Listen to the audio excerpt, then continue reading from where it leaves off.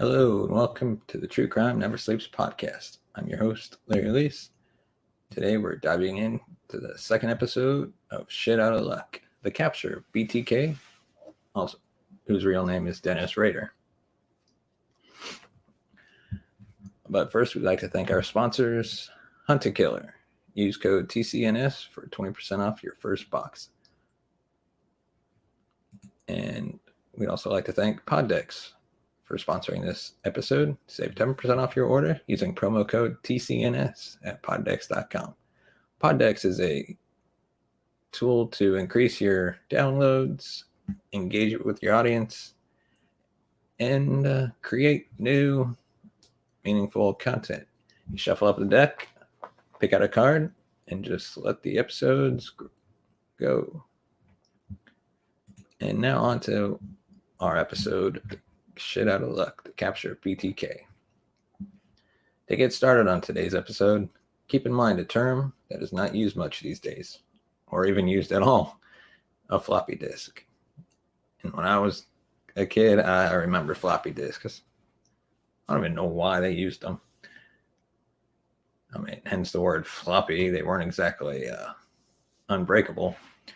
The serial killer we're going to talk about today is definitely a psychopath.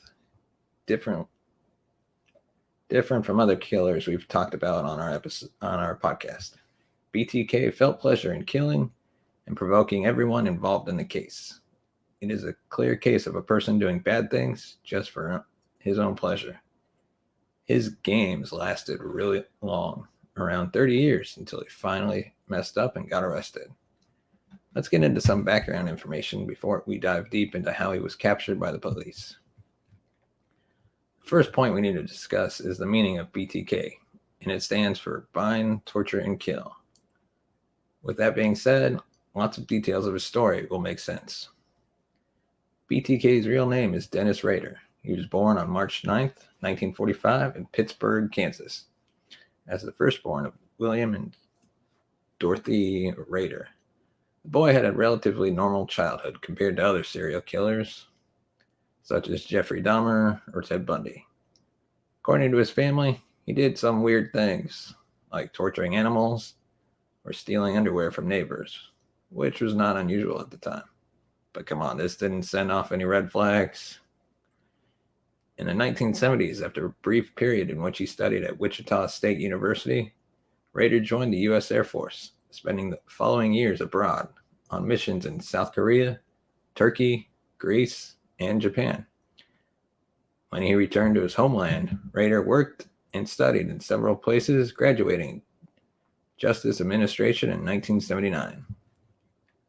By this time, the American had already married and had 2 children, a boy and a girl, with his companion Paula Dietz. In addition, he maintained old habits such as participating in the scouting group of the region and attending the Lutheran Church of Christ in the city, of which he was even elected president of the Congregation Council. By his background, we can notice several traits of serial killers: coming back from war, torturing animals, doing random weird things, and even knowing the law. His first killings was in January 1974, where he killed the Otero family. Joseph Otero, age 39, Julia Otero, age 33, Joseph Otero Jr., age 9, and Josephine Otero, age 11. And just a few months later, he targeted and murdered Catherine Doreen Bright in Wichita. And 3 years later, he would kill Shirley Ruth Vian Relford, age 24. And by the end of the year, he would target Nancy Jo Fox and kill her at age 25. And then April 27th, 1985, he murdered Maureen Wallace Hedge, age 53. And in September 1986, he murdered Vicki Lynn Wedgerell, age 28, by strangling. And On January 19th, 1991, he murdered his final victim, Dolores Erling Johnson Davis. His series of crimes would not go unknown for so long, especially because he would send packages simulating exactly how he committed the crimes. He would recreate almost every crime to the smallest details. Suddenly, one day, things started going south when he made a big mistake. Days after the communication, an envelope would arrive at KSAS TV station in Wichita containing a purple 1.44 megabyte floppy disk. The FBI then discovered that the item had been used on a computer of the Lutheran Church of Christ. And more than that the creator of the archived folders was a man named Dennis. Police then obtained a cell tissue sample from Rader's daughter, Carrie, and submitted her to a DNA test. That sample allowed the young woman's genetic material to be connected with her father's, collected at one of the BTK crime scenes. This is how, on February 25th, 2005, Rader was stopped and arrested by authorities while on his way home. The man couldn't resist arrest. "You got me," he said. So he spent more than 30 hours talking to the police officers responsible for his case, explaining in detail on how he had committed each of his murders.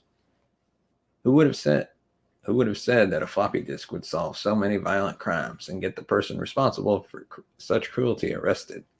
BTA killed a total of 10 people and was charged with life imprisonment without the possibility of parole for 175 years, 10 consecutive life sentences. One life sentence for each person.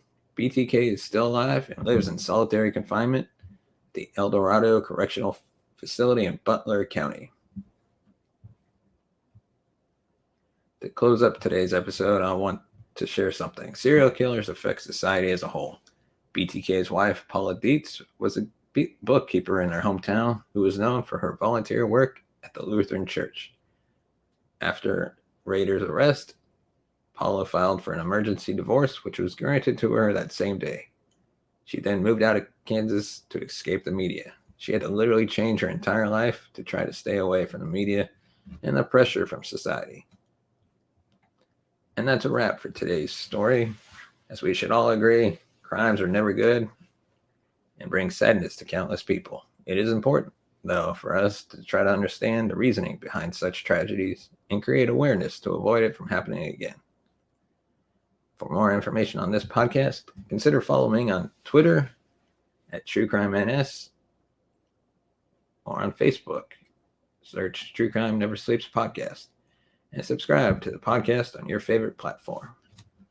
And if you want to be a part of the show, you can send us a voicemail at 682-305-0483 and share your thoughts with us on this case or future cases, or even give us a topic